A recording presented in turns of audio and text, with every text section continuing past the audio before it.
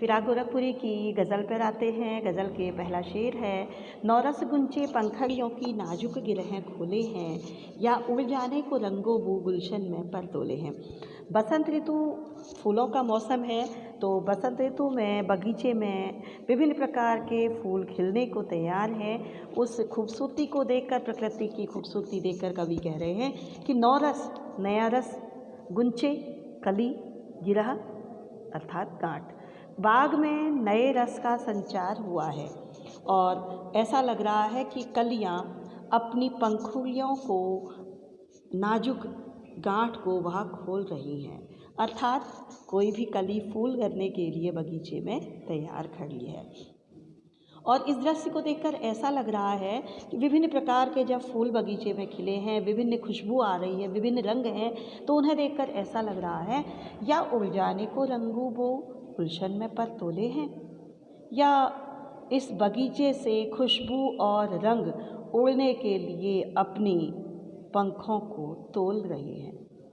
मानवीकरण अर्थात चिड़िया की तरह उसको बताया गया है कि बगीचे में नए रस का संचार हुआ है, नई नई कलियां अपनी पंखुड़ियों की गांठ को धीरे धीरे खोल रही हैं, अर्थात फूल बनने के लिए तैयार हो रही हैं। और इसे देखकर ऐसा लग रहा है कि मानो खुशबू और रंग ने बगीचे से बाहर उड़ने के लिए अपने पंखों को फैलाना शुरू कर दिया है।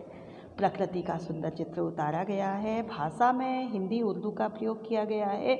अलंकार मानवीकरण है, कली और रंगों का मानवीकरण किया गया है। छंद गज़ल है।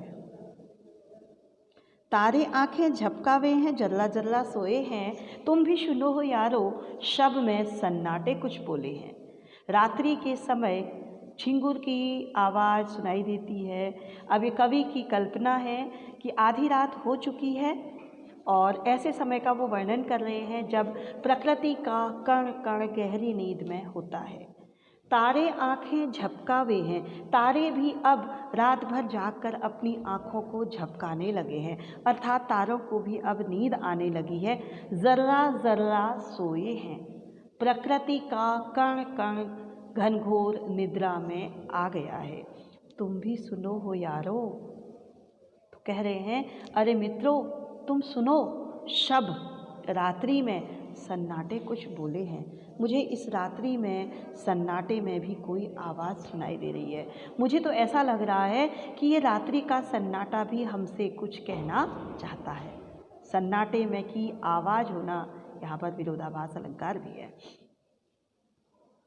तारे आंखें झपकावे हैं, जर्रा जर्रा सोए हैं, तुम भी सुनो हो यारो, शब में सन्नाटे कुछ बोले हैं।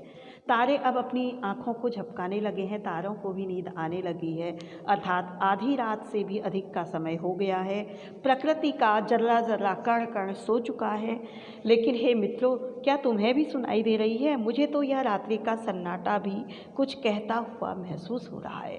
प्रकृति का चित्रण और मन की पीड़ा या मन की उदासी दोनों एक साथ व्यंजित है। तारों का आंखें झपकाना ऐसे लग रहा है मानो वे किसी की प्रतीक्षा कर रहे हैं, मानो तारे सोना तो चाहते हैं लेकिन कहीं नींद आ गई तो हमसे मिलने वाला हमें बगैर मिले चला जाएगा, शायद इस प्रतीक्षा में तारे बैठे हुए हैं। भाषा सरल सहज और सादगी भरी है। अलंकार अनुप्रास अलंकार है। जर्रा जर्रा शब्द में जो वर्ण की आवृत्ति हुई है। पुनरुक्ति प्रकाश अलंकार है। जर्रा जर्रा मानवीकरण शब्द का सन्नाटा। विरोधाभास अलंकार भी यहाँ पर है।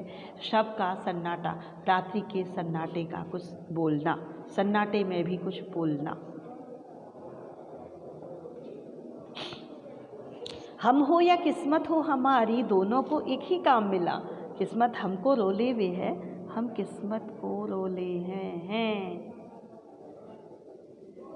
यहाँ पर शायर का अपनी किस्मत के साथ ऐसा लग रहा है बड़ा तनी का रिश्ता है।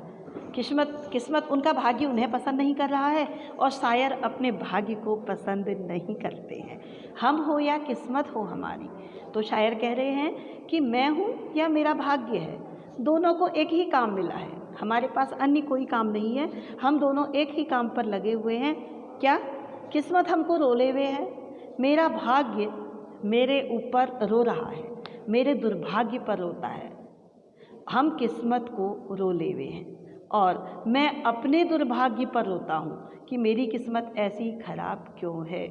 इस प्रकार हम दोनों मजबूरी में अपना रिश्ता निभा रहे हैं, अपने रिश्ते को रोले हुए हैं, रोल रहे हैं अर्थात निभा रहे हैं। जीवन में पीड़ा कारक स्थितियों की गहरी व्यंजना हो रही है। भाषा परिष्कृत सरल व्यावहारिक है, भाव और शिल्प की संगति अच्छी है। किस्मत का मानवीकरण बड़ा प्रभावी है।